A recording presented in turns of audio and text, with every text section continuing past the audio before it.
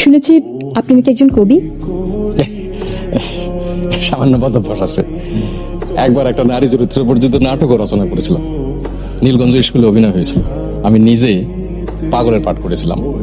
নীলগঞ্জ থানার ওসি আমার অভিনয় দেখে বলেছিল ভানু বন্দ্যোপাধ্যায়ের মতো হয়েছে। ওনার অভিনয় দেখার সৌভাগ্য সবার হয় নাই, তবে শুনেছি খুব ভালো অভিনয় করে। আপনার অনেক গুণ। পাতার বাঁশিও বাজাতে পারি। আপনাদের একদিন শোনাবো ইনশাল্লাহ। আপনি বিয়ে করেননি তাই না? ম্যাডাম, সেও এক ইতিহাস। একবার বিয়ে প্রায় হয়েই গেছে।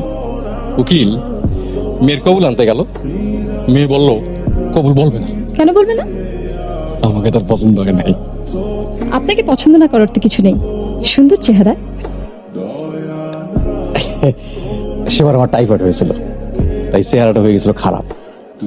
আমার থুতনিটা আরো খারাপ, সেজন্য অবশ্য পরবর্তীকালে দাঁড়িয়ে রেখেছি।